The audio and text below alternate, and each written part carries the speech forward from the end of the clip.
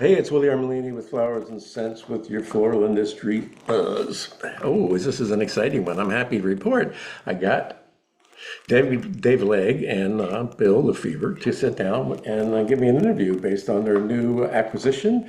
So, yes, Bill Duran bought DWF, and we get the chance to talk to them and hear what they have to say about this new interesting arrangement. So, without further ado, Bill and Dave. So, Dave Legge and Bill Doran from the Bill Doran stores. Thank you for taking these time to be with me today. I know you're all busy running around. So, again, thank you for doing this. And let's get right to it. So, there was a big announcement that Bill Doran purchased DWF. That's how I read it. And that was big news in the industry because two reasons. One is because you're both good guys. Second reason is because it wasn't private equity money that bought DWF, which was probably on the table somewhere along the line. I know that some of the private equity firms called me and asked me why I couldn't give them a tip that it was going to happen. I said, I didn't know. Why would I know? Now we can't tell you anything, Willie, since we know you're tied in with them. Yeah, I'm trying to keep on my ear to the ground here, but all right. So when the news came out, a couple of things. Talking to people, I've been traveling around like most of you and going to conventions, and people said, "Oh, Bill Doran, he bailed them out, saved DWF." I don't know if that's the truth or not. I don't know if that was the case. DWF has been around a long time, and Yeah, no, it was much more about just the synergies going forward. Um, yeah, the opportunity for the best practices between both groups, I think, was huge. So we did have some advantages on some marketing and purchasing side, maybe that we were bringing to the table, but then they had some back office advantages. So much more, much much more synergy. Okay. I'm glad to hear that because, again, it's two pretty old companies that have been around a long time, and it's a big move. Now you have 35 stores, if my arithmetic is correct. there might even be a couple more. I don't even know for sure these days. But you're right. There will be 35 after we have a couple overlap cities. Right, because you do. You're in 11 states and he's in 13, according to my records here. Is that about right? Yep. And you have some commonality in some stores, some cities, right? Yeah, Dallas, Omaha, and Denver. And where you can then bring your economies of scale, perhaps make one store instead of two stores, and We're hopeful. Yep. okay. And how's it going so far? What's the reaction been on the street? I mean, I think there's been a lot of talking about that. Again, was a good move because private equity didn't get involved, and it kept it in the family, if you will, the floral family. Yeah, and I guess I can speak to that from the Denver wholesale side. Is we're an employee-owned company, and so it's something that we've taken a lot of pride in. And so to have this announcement is a big change in our structure. And so then the reaction has been, I think, overwhelmingly positive from our employees. And so we always ran Denver wholesale employee-owned with the employees in mind. And so, that's Bill's approach in terms of running Bill Dorn. The employees in mind, how you make decisions and how you interact and the cultures and how we treat each other, that was all, very consistent. And it meshed well. So then, what we were looking for, and it wasn't so, it's not that we were in trouble. We were trying to, accelerate and expand and do new things. And so then we just need to do it faster. And so that's why, the Bill Dorn Company's been doing some of the things that we wanted to do in terms of sourcing and other thing for a long, long time. So it just accelerated that. So that's why it was such a great mesh. So we've been traveling to the stores. We'll have met within 7 weeks every employee in the company. So we've been on the road and talking to people in person, and so we get to look them in the face and look them in the eye and talk about what we're trying to do, and it has been overwhelmingly positive, and that's the thing I'm truly excited about. That's good.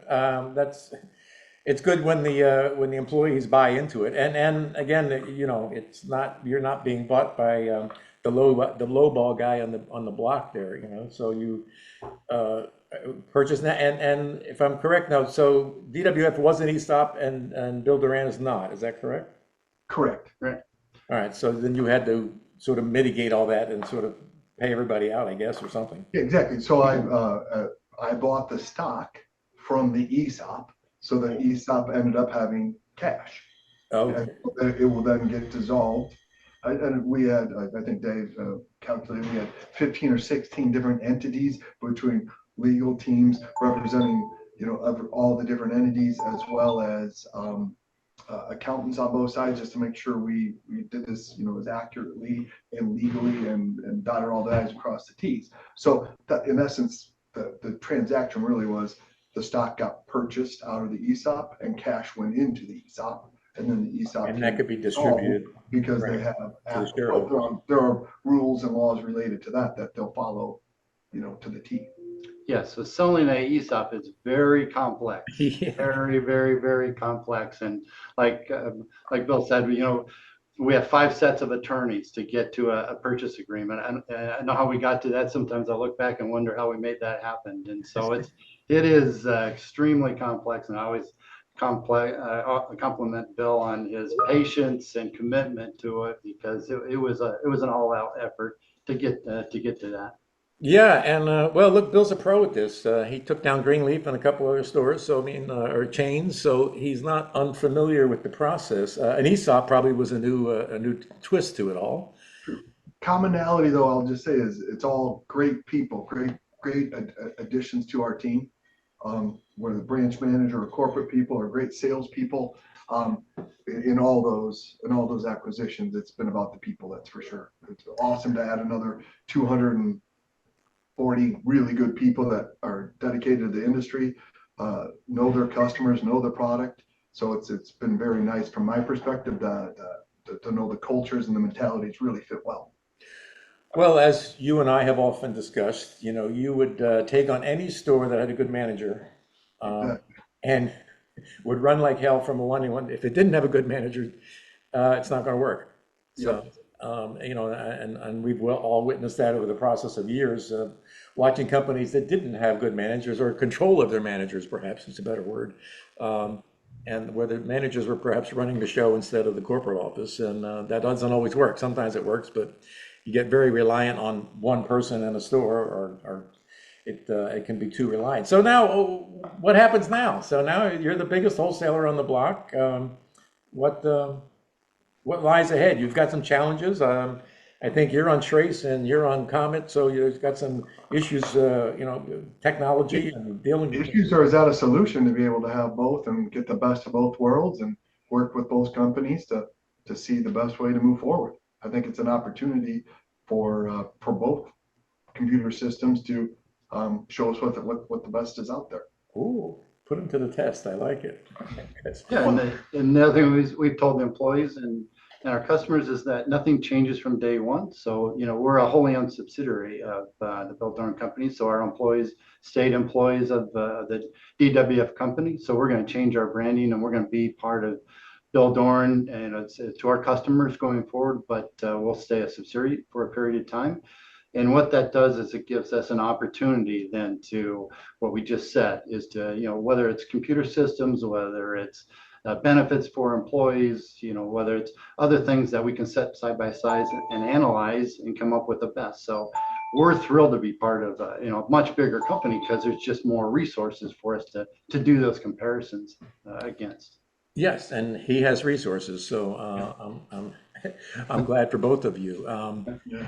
Hey, well, look, sounds like it's the old marriage made in heaven thing. It worked. It came together. You have good synergy, It good came people, together really fast, we'll say that. and it went really fast. Yeah, because I didn't even hear about it, by the way, as much as I was trying. But I do keep my ear to the ground and do like when these things pop up. And again, I was happy to hear this just because it just made wholesale sense to me. Yeah, geographically speaking, culture, set of best practices, and we can now merge. Just really made some great sense. Gave us great opportunity for a lot of these new markets. Some of them were really close to us. We're in St. Louis, and yesterday we're Kansas City, and those tie in real nice to some of our the original Bill Dorn locations.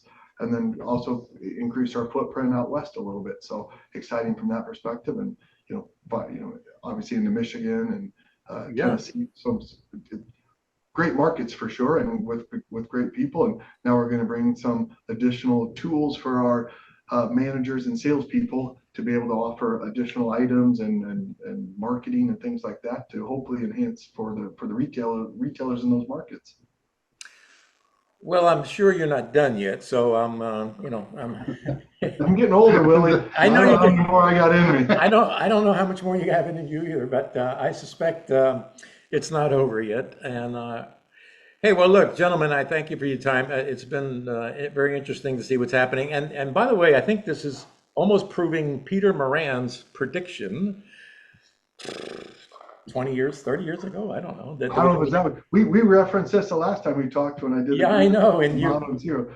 So that was our conversation. Because I did look it up, was January of 2020. Can you believe that was over 5 years ago? We talked, Wow. did this interview with those ones. So I guess I was a little quiet for quite a few years there, but this flash. Well, you're making up for it now, but there's not that many more gems out there, I don't think. But anyway, if they are, I'm sure you'll find them. So look, gentlemen, thank you for your time. I will publish this. I look forward to the reaction, because the last time you and I did talk 20 or 5 years ago, I've got the most views, I think, ever. Over 1,500, I think, last time I looked, and normally I get 200 or 300. So we'll see if you can rack up. Chalk it up if your name is still as relevant as always. But I think I don't know about that. But remember, I asked you some questions at the end. I know, and I was prepared today. I don't know what you're going to throw at me. Well, I was gonna see if you did end up reading any books since the last time we talked, because I think you sworn off all paper. So you got music instead. Yeah, only my own book. That took me enough time to read and write that I don't. And people have said, you got another one in you? I said, I don't think so. I don't know. I dumped a lot out of my head. But hey, look, I'm still alive and I'm still kicking and going to these shows. So that, stuff is still going in. It doesn't stick so well anymore, but if there's another book in there, I'll write it. All right, well, gentlemen, fire up the jet and get going. Very good. All right. Talk to you later. Thank you. Sure. Bye.